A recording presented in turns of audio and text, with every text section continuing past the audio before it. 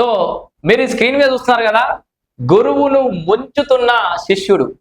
మించిన కాదు, తప్పు రాసిన అనుకోకూరి, క్లియర్ గా గురువు గారు ఎవరో శిష్యుడు ఎవరో మీకు ఆల్రెడీ అర్థమైపోయి ఉంటుంది. సరే మామ అల్లుడు కదా, గురువు అన్నం ఏంటి అని అంటే దానికి ఒక అర్థం ఉంది.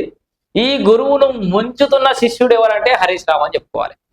సో తనకు రాజకీయ ఓనమాలు నేర్పి, రాజకీయ భిక్ష పెట్టి, బంగారుపల్లెంలో వచ్చినట్టు సిద్దిపేటను ఇచ్చి, ఆయన ఎంబడ ఉద్యమం కాలం నుంచి ఎంబడ నడుపుకున్నటువంటి హరీష్ రావు ఆయన దగ్గరనే రాజకీయ విద్యలు నేర్చుకొని, ఆయనకే వెన్నుపోటు వేర్చే విధంగా, ఆయననే ఆ సీన్లో కనబడకుండా ఆయననే ఫేడ్ అవుట్ అయ్యే విధంగా హరీష్ రావు పావులు గదుపుతున్నాడంటే ఖచ్చితంగా అవునని సమాధానం పడుతుంది. సో కవిత ఆరోపణలు అవి ఈ వ్యాఖ్యలు మరింత బలపరుస్తున్నాయి. సో కవిత అనేక సందర్భాల్లో చెప్పింది, గతంలో ఎన్నికలు జరిగినప్పుడు కేసీఆర్ సంబంధించిన కొంతమంది ఎమ్మెల్యేలను ఓడగొట్టడానికి కేసీఆర్ను, ఇటు కవితను, చాలా మందిని ఓడగొట్టడానికి హరీష్ రావు ప్రయత్నం చేసిండు. చాలా నియోజకవర్గాలకు డబ్బులు ఇచ్చిండు, మమ్మల్ని అందరినీ ఓడగొట్టే ప్రయత్నం చేసిండు. ఒక 20-25 మంది ఎమ్మెల్యేల స్థానంలో ఆయన పావులు కదిపిట్టని కవితనే అన్నది. అట్లా ఆ రకంగా బీఆర్ఎస్ పార్టీని ఎటుగా కూడా చేసి ఈయన టీమే గెలిచి, ఈయన టీం సంబంధించిన వాళ్ళే మంత్రి కేబినెట్ మంత్రులలో ఉండి వాళ్ళందరూ బాగా సంపాదించుకొని నెక్స్ట్ అసెంబ్లీ ఎన్నికల వరకలా ముఖ్యమంత్రి హరీష్ అన్ననే అని అనిపించుకోవాలని ఆయన కళ ఉండే. కానీ ఆ కళ అయిపోయింది. ఒక రకంగా మొత్తం బీఆర్ఎస్ పార్టీ కొట్టుకపోయిన తర్వాత.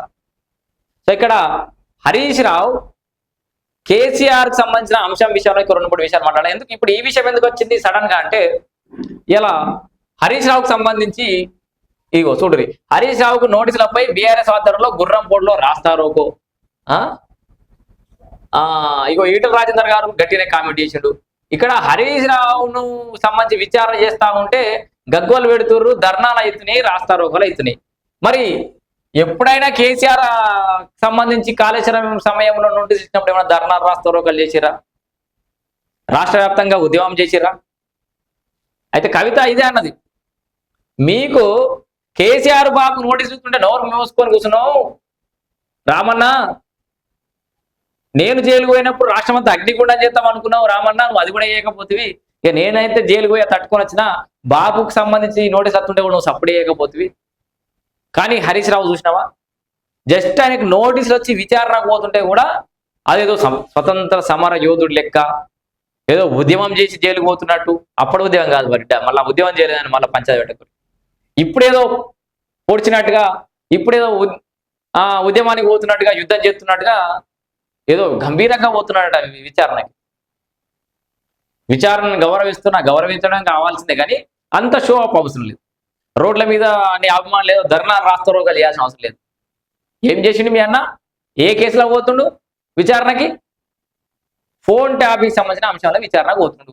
ఆడికి పోతాడు, వేరేటోళ్ళ మాటలు విన్నాడో వినలేదో, ఈయన ఫోన్ నెంబర్లు ఇచ్చిండో ఇల్లేదో చెప్పుకుంటాడు, బయటకు వస్తాడు. కథం దానికి పెద్ద షో అప్. ఇక ధర్నాలు రాస్తారోగాలట. ఎంత అధ్వానం ఇది! రేపు పొద్దుగల మీరు కూడా చక్కగా పని చెప్తురా లేదా? ఎవడెవడు ఎవరితో మాట్లాడుతుంటే ఎవరి ఇంట్లో ఏం చదువుతుందని విన్నాడు అనుకో, మీ ఇంట్లో కావచ్చు, మీకు తెలవ కూడా తెలియదు ఆ విషయం. టెక్నాలజీని అంత అధ్వానంగా, అంత దారుణంగా వాడిందంటే వీళ్ళే. ఇక్కడ ఫోన్ ట్యాపింగ్ సంబంధించిన అంశంలో సరే చాలా కోణాలు ఉన్నాయి. ఈయన హైకోర్టు కొట్టేసింది, సుప్రీంకోర్టు కొట్టేసింది, వీళ్ళు సిట్ వేసి విచారణ చేస్తారు. ఎస్, ఎన్ని రకాల విచారణ సంస్థలు అన్ని రకాలుగా చేసుకునే హక్కు రాజ్యాంగంలో అందరికీ ఉంది, చేస్తున్నారు. ఇంకా కూడా ఎక్కడో ఇంకేదో మిస్ అయింది చేస్తే తప్పేముంది? విచారణకు హాజరు గారి పోయిందేముంది మీకు? ఇక ఎక్కడైనా ఇక కేసీఆర్ కనబడకుండా వేయాలి, పార్టీని కనబడకుండా వేయాలి, తర్వాత పార్టీని కబ్జా చేయాలని చెప్పేసి మనకు కబ్జాలు అలవాటే కదా. బీఆర్ఎస్ పార్టీని కబ్జా చేయాలనే ధోరణిలో, ఆ టార్గెట్ లో హరీష్ రావు పనిచేస్తున్నాడు. ఇటు కేసీఆర్ ను మెల్లమెల్లగా ఫేడ్ అవుట్ చేస్తున్నాడు అని చెప్పేసి అయితే కూడా సమాచారం వినబడుతోంది. సో చూడాలి మరి ఏం జరగబోతోంది.